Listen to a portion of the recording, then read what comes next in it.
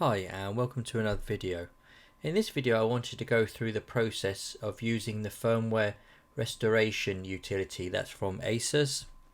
So this utility is used when you come to upgrade your firmware on your router and it fails for some reason. So say if you're upgrading the firmware and you have a power cut and it's only halfway through the firmware update or upgrade, and or if you accidentally switch off the router at the same time, it's something like that where you only get to upgrade a percentage of the actual completion of the firmware upgrade, and it leaves your router where you're not able to access it anymore or use it.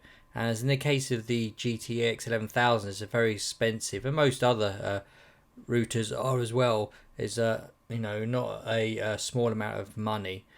So having it suddenly brick or suddenly not be able to use it can panic a lot of people. And also when you come to upgrade process as well, sometimes there's some stories out there, people upgrading and it actually stops their router working and things like that.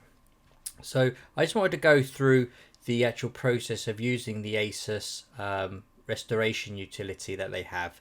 So this is a download, this is a program they have where you download their program and the firmware for your specific router, and then you basically can upload it, and you also have to set the router into the specific rescue mode, and we'll go through that later.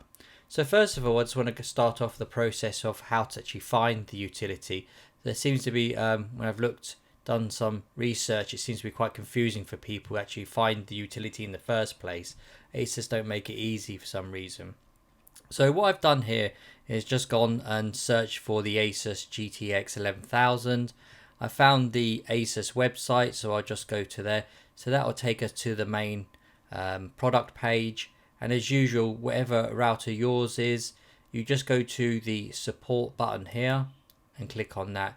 This will normally take you to this page here where it's got the manual document, the warranty, FAQ, and the driver and tools. So what we want to do is go to the driver and tools. This is where normally you get your BIOS and firmware upgrades as well if you're doing it. So we want to go to driver and tools, and then please select the OS. Most of us will be on Windows 10 now, but this utility works all the way back to Windows 7.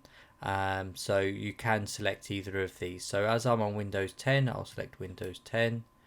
And as you can see here, it's a bit confusing because you look and you think, oh, is this the utility here? No, that's not the one. So you need to select See All Downloads, and then you need to scroll down because it hasn't been updated for a while. So until you can see, you've got Discovery, the Download Master Utility, and then here you have the Asus Firmware Restoration. So the last update was in 2018. As you can go down here, you can see there have been previous versions of it as well. So we just want to go for, whenever this time of recording, 2.1.0.2 is the current version, and that's from the 2018. So always just to check to see which one is the latest for you at the time when you're watching this video in the future. So I haven't updated it for a while, but this is the version you want, and this is the name you're actually looking for. So we just click on the download to download it, and of course then that will download it to your folder wherever you specify. So I've downloaded it here. It's an actual zip file. So we just make sure that we've got this here, so we can just extract this, and we can extract this here, and you'll see it creates a new folder, and you got the install folder application here. So while we're in the Asus website, what we need to do also as well, because we can't actually access our router as normal, we need to actually download the firmware separately. So you've got here, go to back to your product page. So it's specific again to whichever router yours is, and mine's the GTX 11,000.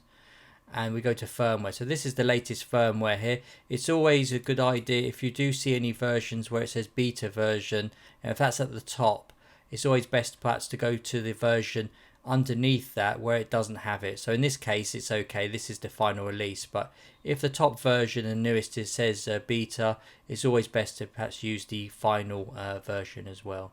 So you just click again on this in download, and you can then open this, and this will be then you move it into into the same folder as your rescue. So you've got the two files now for here.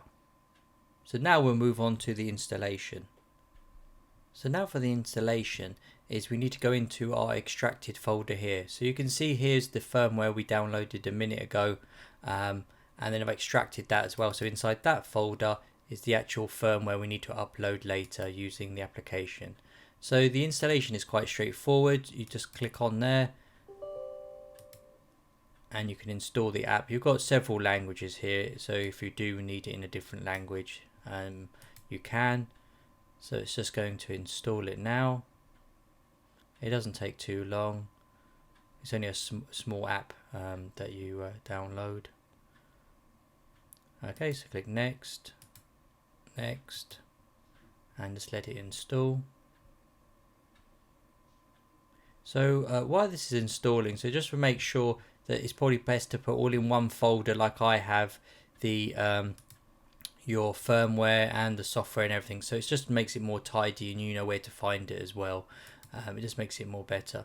So I don't currently want to launch the firmware restoration utility as yet. So if you don't want to do that, then you can just untick this box. But if you do, just leave it ticked and you can click finish and it will open up. So we can close your browser now, so that you've got here. So we've downloaded all the files. So now we've got the folder with our extracted firmware. So as you can see here, so it does give you some instructions here about making sure you download the firmware right for your specific model.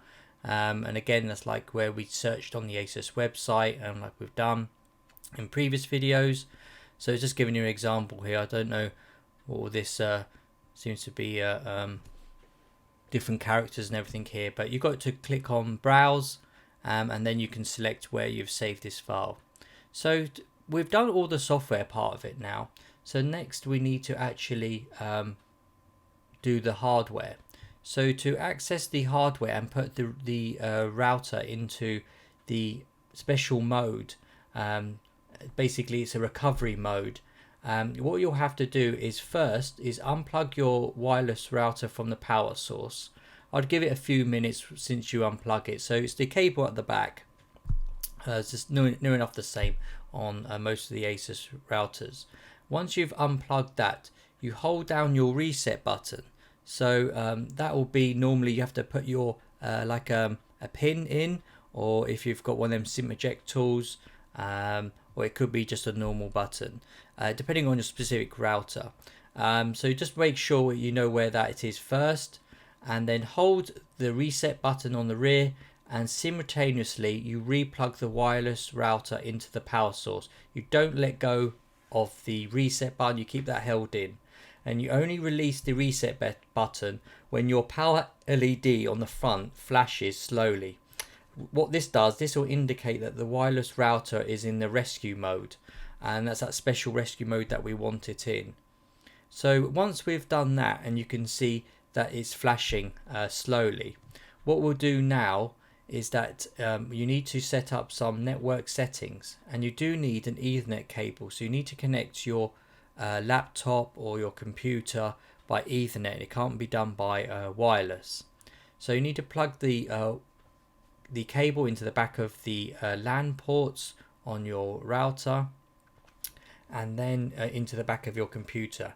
And you do need to quickly change some settings so it actually connects. So what we need to do is we just need to go to where you've got your network here. You go to Open Network and Internet Settings, and then you go down to Change Adapter Options. So here you will find where you've plugged in your, if you're like me, you've got a few Ethernet ports, and you've got some VM ones as well. So you just find which one you plug the cable into, and then all you do then is you just right click and go to Properties. So once we're in properties, you'll see this new window actually come up. So you need to go into your version 4 TCP IP. So if we just scroll down a little bit, you'll be able to see this one here. So what we'll need to do again now is click on properties. So that opens up the details window basically. And you'll see here it's already got obtain IP automatically and DNS automatically. So what we want to do is we want to select use the following IP address. So what this does is basically it defaults the connection to the actual router, so you can actually connect to it.